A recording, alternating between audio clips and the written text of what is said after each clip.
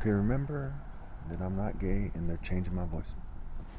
This video is about 10 points that show you why I won. And I'm so right that they're filming me even now out of jealousy. Point number 1. I do not care about age, but only the dumbest of old people will be the type of deranged child molester lying dog that would persecute the most intensely righteous person ever possible. Can you picture their immature, toxic, and senseless decision-making process? The so-called process of those so-called elders is less mature than Stephen Miller having a neo-Nazi orgy that includes gay male MAGA blow-up dolls. Proverbs 5:12. You will say how I hated discipline, how my heart spurned correction. That is what you will say at the end of your lives. That's what the opposition view will say at the end of their lives. They don't rally and obey God through me before my flesh dies. Going to verse 22. The evil deeds of the wicked ensnare them. The cords of their sin hold them fast. For lack of discipline they will die led astray by their own great folly. And curses on everyone outside the divine order and their offspring. For lack of discipline, their offspring's souls will rot and rot, led astray by the folly of those who ordered people to persecute me, everyone who had anything to do with it, what have you.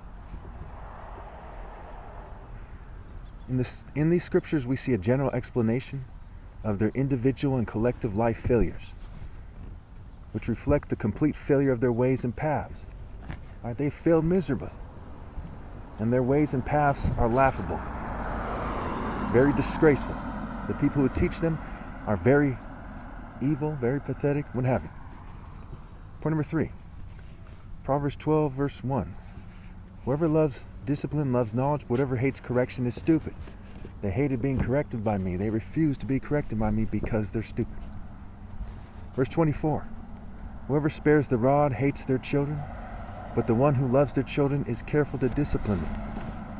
And that rod is the rod of my leadership that is given to me by God. I am Christ. On a planet where the most righteous person ever possible is screened out, all families hate their children in that particular way. 30% or so of young people in one poll may very well have gotten the message as they said they do not want children, right? They may very well have understood what to do, at least to that point. Without obeying God through me, that's not good enough.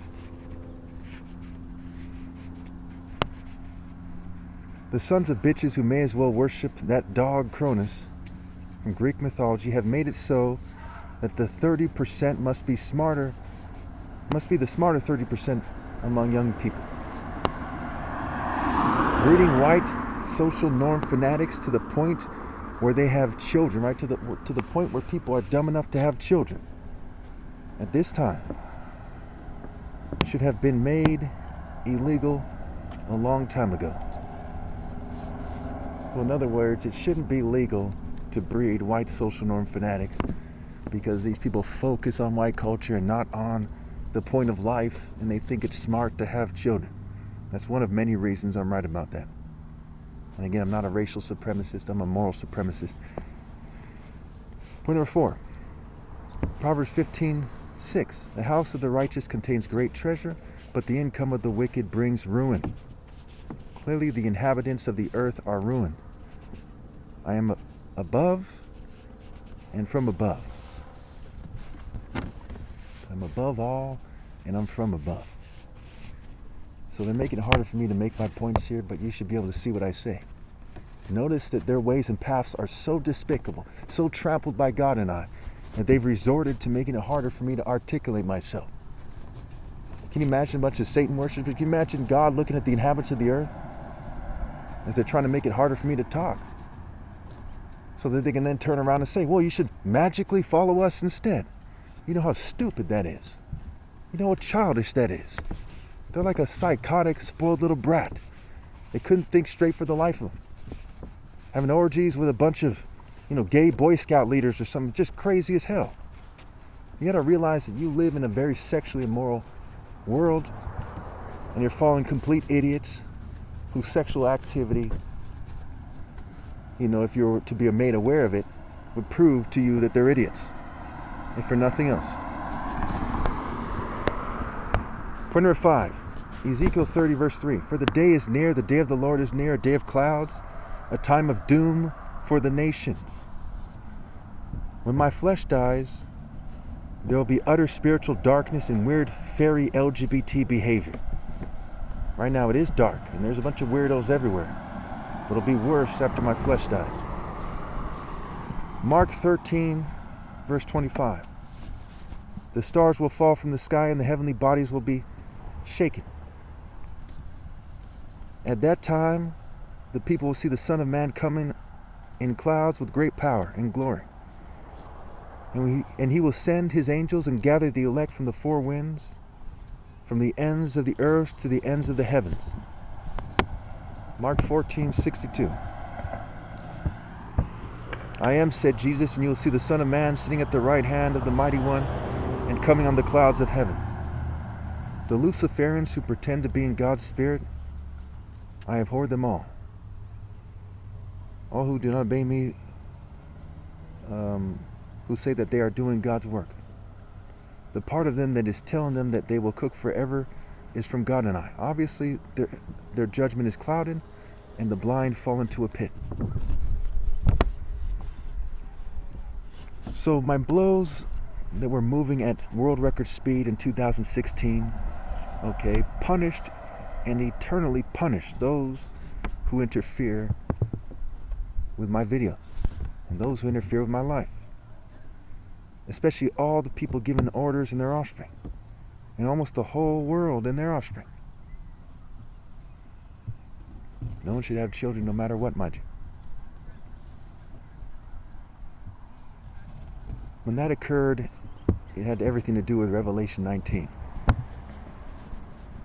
A sharp sword of the Spirit in the arms and the hand of Christ, while people who are infinitely less resort to technology-based sabotage while name-calling. Like bird shit on the ground, they have been consumed and processed. Those who interfere will not go to heaven. They will have failed to man or woman up. Point number 6, what value does money have in a life that is short, with the best years of your life are shorter? And your racist, white, Jewish, and LGBT ancestors and token minorities have ruined it for you and your offspring. The Messiah will be gone and bitches will remain. Mere abominations, especially harlots, the whores who let filthy cowards, filthy, cowardly, privileged worms and their slaves sleep with them. Point number 7, the divine verdict is with me. Proverbs 16:10-12. I call on God to punish everyone on duty and their families. Everyone given the orders. There's no excuse for what they've done interfering with this video. Obviously I'm right and they're wrong. And they're raised very poorly. And they should be very ashamed of themselves and their families. And their offspring will be punished more if they're not very ashamed of their forefathers and foremothers. Okay, point number 8. This is the end for the Jew and Gentile alike. Ezekiel 14:7. When any Israelite or any foreigner residing in Israel separates themselves from me and sets up idols in their hearts and puts a wicked stumbling block before their faces, and then go to a prophet to inquire of me, I the Lord myself will answer them. I will set my face against them and make them an example and a byword. That's the word Bible, right? Bible, right? Bisexual, byword. I'll remove them from my people, and then you will know that I am the Lord. Now keep in mind that this video is about religion. We all know homosexuality is a sin in Christianity, and my religion transcends Christianity, but it's also there in the Bible. It's a sad day when we have to stop and say that because of fanatics, gay fanatics, white, Jewish, and LGBT supremacists who try to make minorities disproportionately gay so they can feign genetic supremacy. Very disgraced groups of people insist on such activity. Anyway. So again, I will set my face against them and make them an example and a byword. I'll remove them from my people, and then you will know that I am the Lord. And if the prophet is enticed to utter a prophecy, I, the Lord, have enticed that prophet, and I will stretch out my hand against him, and will destroy him from among my people. They will bear the guilt. The prophet will be as guilty as the one who consults him. So notice the churches, the mosques, the synagogues, which I really don't like. Okay, I'm against them 100%. They do not have God's permission to lead people astray. They're doing so out of a certain hatred for God and a lack of respect for God, what have you. Which leads me to my next point. Point number 9, Revelation 14:9. A third angel followed and said in a loud voice, if anyone worships the beast and its image and accepts its mark on their forehead or on their hand, keep in mind marking the boundary, marking the outline. We said in Isaiah, the craftsman marking the outline of their idol, the beast, their false idol, their leader. If anyone accepts the image, right, the spiritual image, if anyone accepts, it's one thing for them to use technology to change the way they look. It's another thing to be cheating me out of my right to lead, which by default puts you in the image of the beast and the prostitute and the devil. Also the hand, your works, and the hand of God, right? You accept the military scale of the beast, right? The fighting scale, okay, the worldly quote-unquote warrior scale of the beast instead of my divine martial code. They too will drink the wine of God's fury, which has been poured full strength into the cup of his wrath. They too will be tormented with burning sulfur in the presence of the holy angels and of the Lamb.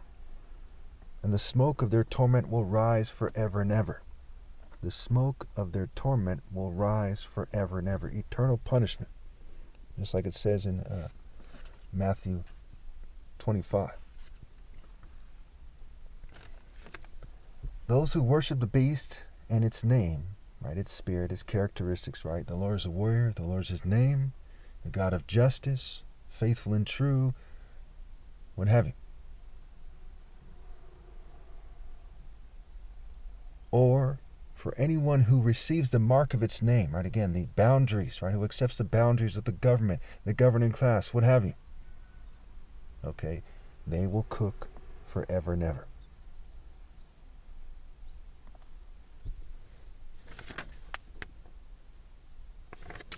So that brings me to point 10. A serious man will not be some pointless punk that edits the top martial artist pictures. I'm the top martial artist ever possible, mind you. Or some privileged punk who thinks he is bad, who tries to benefit from that. Especially if it's a stupid contrast game, a stupid image game. Point number 11.